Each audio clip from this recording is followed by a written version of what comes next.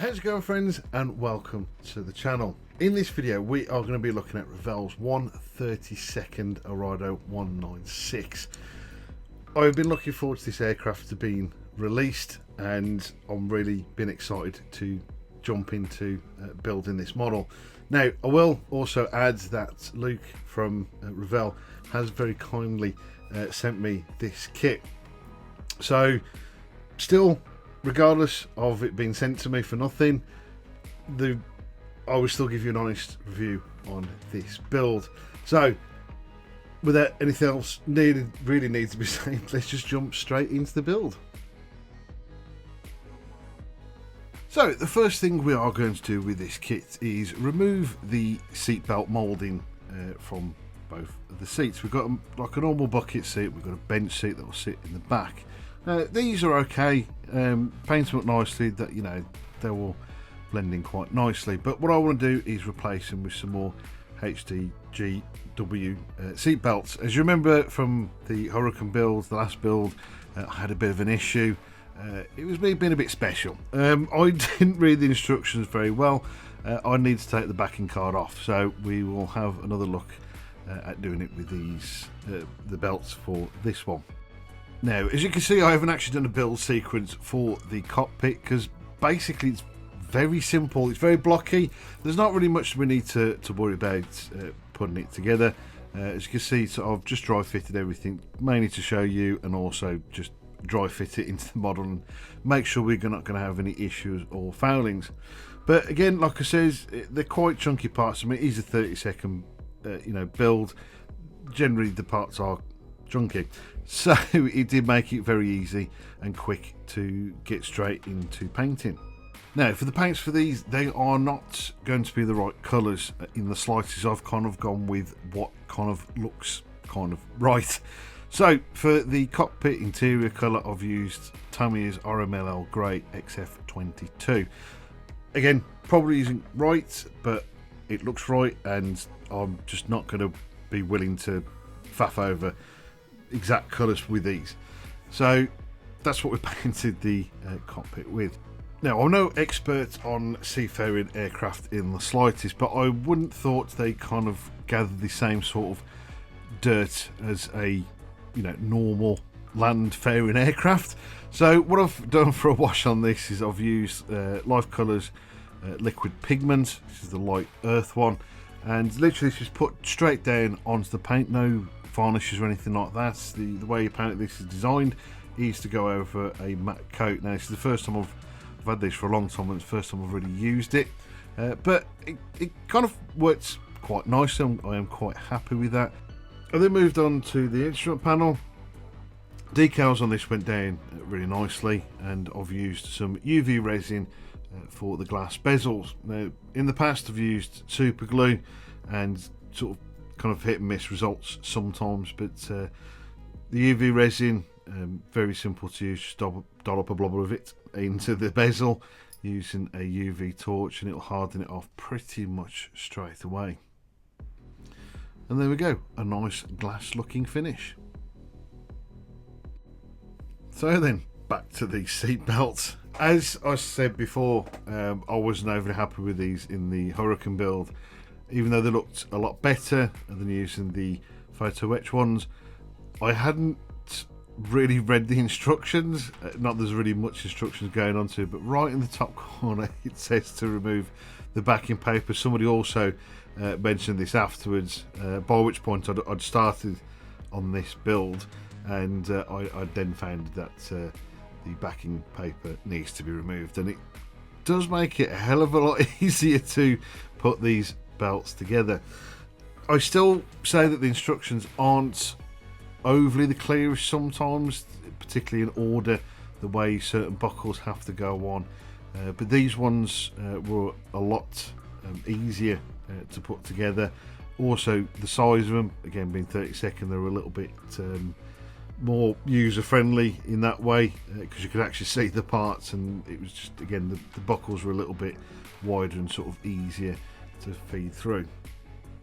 And there you go, with a little bit of a wash over the top of them, which definitely makes them look a little bit more used, because they do come, the way they are done, they are quite clean. but that's probably a good thing again if you want to be doing a clean model. Obviously you want to, you know, nice new seat belts. But yeah, nice little wash that takes it really well on those.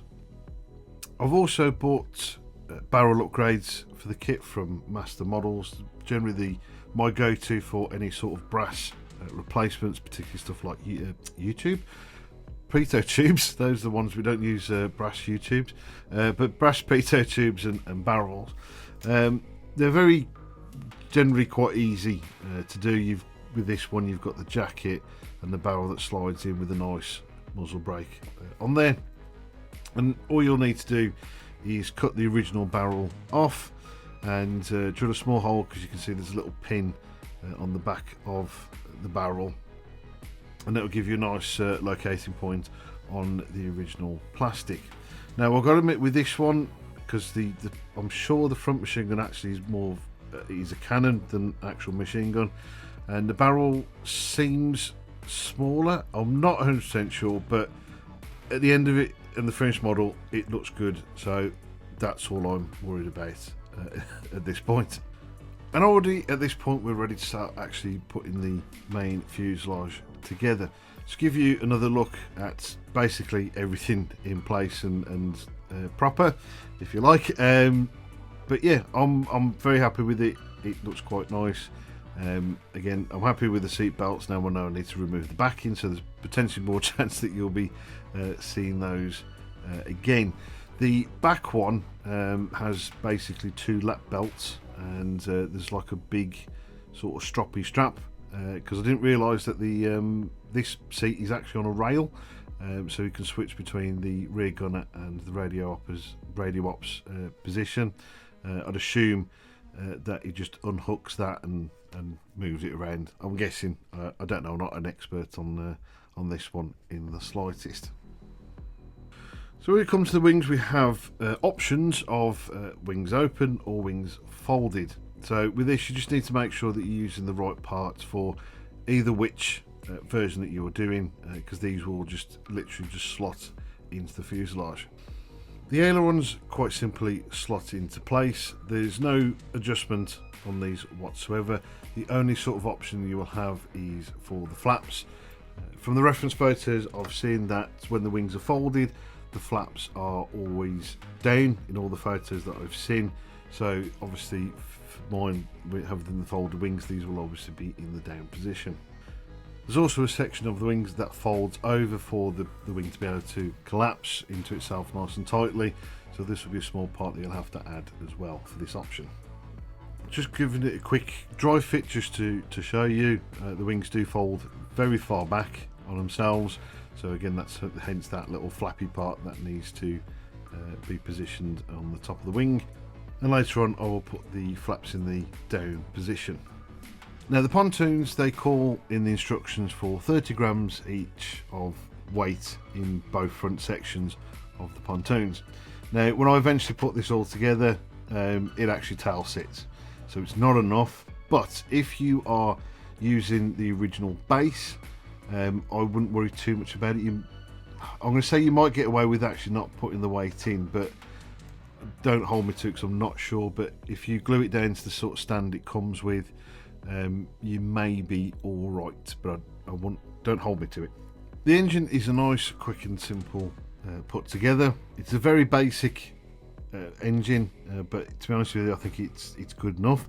There are upgrades out and about, because you can have the option of having the engine completely on show, so you can have 3 of the cowlings open. I'm not going for this option, but if you did, there are again options out there if you wanted to go for a nice heavily detailed resin upgrade. As is the problem of larger kits and particularly chunky parts, you do tend to get sink marks. Now I'll find a nice way of filling those in, obviously using some Tamiya putty, but using a silicone brush, particularly a flat one, will give you basically a nice flat, almost flush filling, so you won't really have to sand all that much off, because normally I've used stuff like cocktail sticks and everything, and you get some big thick chunky bits that you could try and sand load out. But I've found this is quite actually a nice way of doing any sorts of filling to reduce the amount of putty that you're going to have to sand away later on.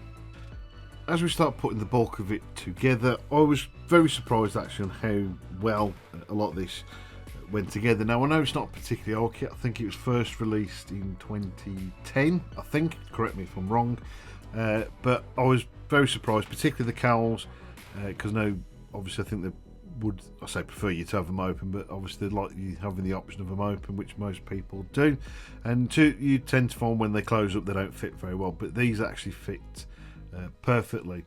I do honestly actually find that anything that has actually been produced by Revell themselves actually generally fits really, really nicely. It's just a shame that some of the other kits that they bought tools from are a bit naff, and that sort of ruins their reputation. That's me personally, but that said, the only sort of downside I've found with this kit was the canopy. It's all in multi-parts rather than singular moulded. Now I've used Tamiya Extra Thin for this. Now it is a very risky option, but if you're careful and very delicate, you can actually get away with it, and obviously you will get a better bond.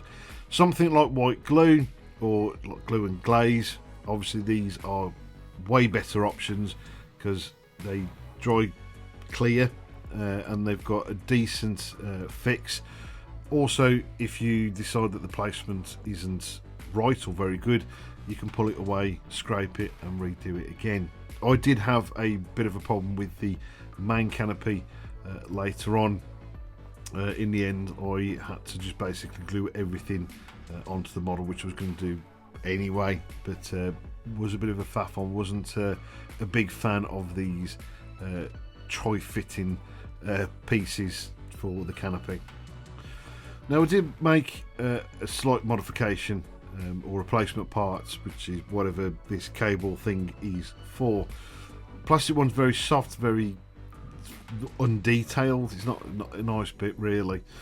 So I've used this towing cable, which I think was from my Jag Tiger build, and I've looped it round at the end and used some masking tape, which is what it looks like. It's got some sort of tape type binding around it. I don't know, but that's what I've done for this part, and I drilled a small hole in underneath the which would actually be the connecting part, which I've cut away from the original cable, and fed it through, and once I'm happy I've got the right length of it, I super glued it into place. So for the paint, as you can still see some of the overspray from the first layer. So this one was supposed to be RLM 71 Dunkelgrün. So for that I've used, again these are all going to be Tamiya, XF 62 Olive Drab and XF 49 Khaki, sort of an even mix of the two. So these, as I said before, I've not gone for like exact colours, but I've gone for what I thought was quite right. Come out completely differently, but I was still happy with it anyway. The darker layer that you've seen me put on now was supposed to be RLML 74 Grungro. I can't pronounce that one. So that was XF 24, which is dark green. Now I didn't have this one, so I went for the closest thing. I don't think it's even remotely close, but I used dark green 2 REF, which is XF 81, and a spot of black. Well, it's quite a bit of black actually in that one to darken it right down. Now for the lower half, which obviously you'll see in a bit because I haven't filmed any of the lower half, it was my own custom mix, but the one that I have seen, which I didn't use in the end, so it's supposed to be RMLL 76, which is an XF2 flat white, which says from here it was 7 parts, XF23 light blue 1 part, and XF66 light grey in 2 parts. Now the colour I used was a mismatch of something I'd used on a previous build, one of my Warhammer ones, which was like a teal colour, and just heavily whitened it, and actually looked to me quite close to what I've seen before. So play around with it. I mean, the thing is with the German stuff, there's no kind of right or wrong in a way, because a lot of the records for German colours has pretty much since been destroyed. So a lot of the colours people have gone off are what's left on Rex, and of course they're going to be quite faded, so a lot of it, again, like I said, is actual guesswork. So anyone tries to say otherwise, they are, unfortunately, they are wrong, because there's no, exact colour ratios for a lot of the German aircraft. Now we move on to decals. Now I kind of made a little bit of a mistake. So I didn't really look at the markings properly, where they were from and where they were used. I didn't want to use the box art one because I generally and very rarely will do the box art, because that's the one that most people do, and sort of trying to be different, which is a bit difficult. I went for the second scheme. Now I didn't realise that this one actually is Tirpitz's scheme, and it limited to me to what I was actually going to be able to do, because I wasn't going to do it in a way that actually wasn't sort of like true to real life, if you like, because I actually wanted to quite heavily weather this up and put a sort of like a tide mark across the pontoons, and I just couldn't be bothered with all the hassle of people telling me it was all wrong and this, that and the other. So I sort of did in the end with this actually quite a light weathering on it. So I wish I'd looked better at the instructions again, but what I did also make a mistake was I put this 100 flight decal way too high. So use my usual solutions of microset and microsol. I left it for a little bit, not too long. I hadn't put the sol on actually just yet. It was still the microset, and I'd forced it in around that sort of wire, and as you can see, I've cut around where the wire is, because obviously it won't go across the wire. I wouldn't have thought, and it was too high, because you can barely tell once that's removed that it's a 1. So it was a bit silly of me not looking at it properly, but I'm actually quite happy with it considering it's wrong. I think it actually looks quite good. But I will say the decals I was actually quite impressed with. I managed to push them into the recesses of the panels, and that was literally just using the brush I was using to put the setting solution down, and a little bit when I put the microsol down, because I do tend to try and push it in down a little bit further with that. Once it dried, it was actually gone down really well, because they were going to be a little bit too thick and wouldn't sit in. So as we get to the wings, at this point I'd done a light amount of chipping. I didn't think this would be too scuffed up. Like I said, I should have looked at it earlier and realised that this was going to have to be relatively in good condition. But what I wanted to do was make the paint a bit more faded. I thought it was a bit too kind of vibrant, if you like, and thinking, being in salt water probably quite a lot of the time, and the sun is probably going to fade it a little bit, even though I know the Tirpitz was actually mostly in fresh water, thinking about it now. Anyway, it doesn't matter. So I've decided to fade it down by doing an oil dot filter. So I've used Winsor & Newton's Artisols for this.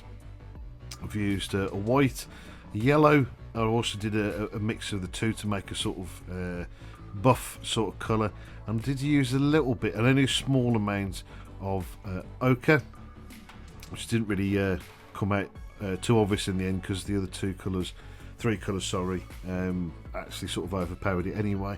But basically, all at this point, once I've done this, I've get a relatively flat brush dipped in thinners. We don't want it too wet.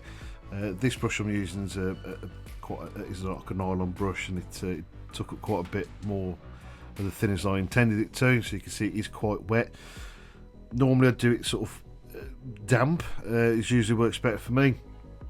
But actually, this was fine, because what I will eventually do, and you won't see it here, but what I did afterwards, while it was still quite wet, I come in with a paper towel, and I'm using the ones that you usually tend to find in kitchens, that blue roll stuff, and basically dabbed the surface, and it actually gave a sort of mottling effect. It's something I found out I did by accident when I did my Tamiya Sky Raider, and I says it gives you this sort of mottled look, and in the end it all worked out quite well, considering I did these all in different times. I try to do all my weather in one go because sometimes it doesn't usually match up very well, but I actually kind of did it quite well. The fuselage was probably a little bit more weathered than everything else, but I think all in all, altogether actually looks okay. Now I'm going to let you into actually like a little bit of a secret. This is more actually the way I make videos. I never script these videos because I'm dyslexic and I can't do that, and also I very rarely watch the video back while I'm doing with the recording, so I actually did use the paper, and like I just said, I didn't, and you won't see it in this video, but there you go. At this point you won't notice it too much, because these are supposed a little bit damp. Even the top one there is dry, but you can kind of see it a little bit there. But when you see the finished photos at the end, you will see the results a lot better. Now I didn't film the last few bits because I was trying to get this ready for Telford at the time of this video, and as you can see here, the wings on that little folded bit of the wing there, and there's also these struts that need to go in that hold the wings in place. There's also a little wire that needs to be added between the main wing and the fuselage, which for that, and the same as the struts and bracings on the underside, I'm using a small bit of wire which will paint in the relatively colours that they need to be. And I also bought this nice wooden base for it to sit on. It does come with a decent plastic one, and the sort of mounting points, which I've still used actually on this. I used some epoxy resin to affix it to wood just to make sure, and obviously because it's a plastic part, it was glued to the floats. Now like I said, I generally don't think you will need the weight if you are gluing this down, because as it stands now, it's only using Tamiya extra thin glue. It seems to be holding fine. It's been like this for a few days now. But with that, the build is finally complete. So there we go, my friends. It's near time to show you the finished build, but before that, and as always, I want to thank you guys ever so much for watching the video. Do hope you have enjoyed it. I have enjoyed this build greatly. Yes, there's been a few little bits that I would like to be different within the kit, but I've got to admit I can't see him. Lights died. I can't see him changing anything. Obviously the canopy is the main thing. It was a little bit of a pain in the backside. 3-part canopy, wasn't fun in parts, but a bit of white glue or stuff to the effect, like I said in the video, will be better than trying to use Tamiya extra thin. I've used it most of the time and usually it's fine, but then again, I'm not having to build up the canopy, so that's the only sort of area I've really had a bit of an issue.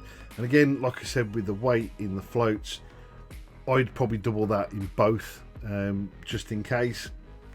But like I said, if you're using the base it goes on, gluing it is quite a light model. It's just when the wings are folded back, obviously there's more weight towards the back of the model. So that's my honest opinion on that. Whether that will be the case or not, honestly I don't know. But that's my theory on that. And now all that is left to say is thank you guys ever so much for watching. I'd also like to thank channel members that are up on the screen now for helping to support the channel. If you'd also like to support the channel further, there are links in the description down below. Obviously, like one of them being channel members, and there's a few other things down the bottom there. If not, please just consider liking, subscribing, and ringing the bell notification on the videos, which obviously tell you when the next video is available. And yeah, again, thanks ever so much for watching. Hope you've enjoyed it, and I hope you finished the finished photos.